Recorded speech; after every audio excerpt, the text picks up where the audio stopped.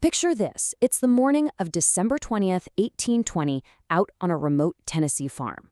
A man is found dead, but the circumstances? They defy every single rational explanation we have.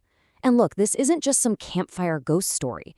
This is a real, documented case with named witnesses, an actual death certificate, and a prime suspect that wasn't human.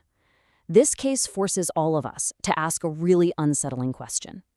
And that question, it absolutely haunted the Bell family, their entire community, and even a future president of the United States. They were all forced to confront an impossible reality. The official record of what went down in Robertson County, Tennessee, is genuinely one of the most chilling and thoroughly documented paranormal cases in American history. So, to really get a handle on this story, we're not going to start at the beginning. Nope, we're starting at the end, at the scene of a crime. This is the deathbed of a respected farmer named John Bell. The night of December 19th was just horrific. John Bell thrashed around in these violent convulsions all night long. By morning, he was completely unresponsive. And that's when his son found this small vial of dark, oily liquid sitting on the bedside table, a vial that absolutely no one in the family had ever seen before. The family doctor, a guy named George Hobson, he arrived, but it was just too late. John Bell was dead. Dr. Hobson, he had no idea what this stuff was, so he tested a tiny bit of it on the family cat. The cat convulsed and died in minutes. Officially, the cause of death was never determined, but for the family and the community who had watched the last 3 years of terror unfold, there was no mystery at all. They believed John Bell hadn't died of some illness. They believed he'd been murdered by the invisible entity that had promised to kill him. So how on earth did it get to this point, right? How does an entire community become convinced that a ghost is a killer? To answer that, we have to rewind 3 years, back to 1817, when a totally ordinary family's life was just systematically torn apart. Look, to understand this case, you have to understand the Bells. These were the absolute opposite of unreliable people. John Bell was a Baptist deacon, a real pillar of his community. They were just a normal, respected family on the Tennessee frontier with absolutely no history of delusion or making things up. And their story? It wasn't told in a vacuum. It was witnessed and confirmed by dozens of credible, independent people. The haunting didn't start with a scream. It started with a whisper. First, it was just sounds outside the house, knocking, scratching, dragging things around. John Bell figured it was just an animal. But then, the sounds moved inside. Footsteps started pacing in empty rooms. Then it became physical. Bed covers were violently ripped right off the sleeping children in the middle of winter. And then it got violent. The youngest daughter, Betsy, would cry out in pain, and these bright red welts from invisible slaps would just appear on her face, right in front of her whole family. The physical stuff was terrifying, for sure. But what happened next is what took this case from a simple haunting to something way, way more sinister. The entity started to speak. At first, it was just whispers, coming from the corners of rooms. Then it grew into a clear, distinct voice that would actually carry on conversations with people. And eventually, it gave itself a name, Kate.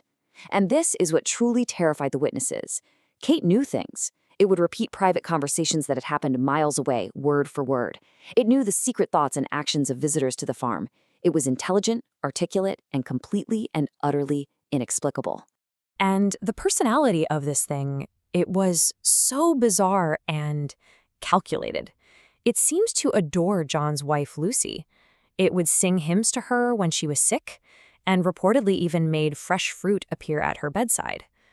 But its hatred for John Bell, it was absolute and relentless. It tormented him, causing these violent facial spasms that made it hard for him to even speak or eat, and it openly and repeatedly stated its ultimate goal. And listen, this wasn't some vague threat. This was a statement of intent, a mission statement, delivered in front of multiple witnesses time and time again. The entity, whatever it was, had a clear motive and one single target. The haunting wasn't random. It was a slow, methodical execution. This story became so widespread and it was so well documented by so many credible people that it eventually got the attention of one of the most famous and, frankly, toughest men in America.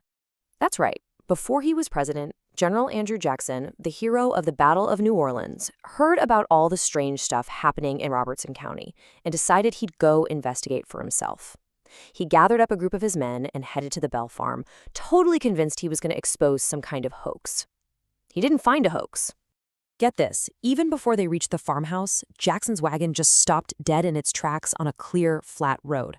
The horses strained and pulled, but it would not move an inch, as if it hit an invisible wall. Then, a disembodied voice laughed and announced they could proceed, and the wagon was instantly released. Later that night, a so-called witch tamer in Jackson's group, who boasted he could handle the spirit, was invisibly slapped, pinched, and beaten so badly he fled the house in terror. Jackson, a man who famously never backed down from a fight, left the very next morning. He reportedly said he would rather face an entire army than spend another night with the Bell Witch. So let's circle back to the crime scene. We have a body, we have a potential murder weapon, we have dozens of witnesses testifying to a 3-year campaign of terror, all waged by an entity with a clear stated motive. And your star witness is a future president of the United States. And here's the wild part. 2 full centuries of analysis has done pretty much nothing to solve this case. It's left everyone with a choice between 2 explanations, and frankly, both of them stretch the limits of what you can believe.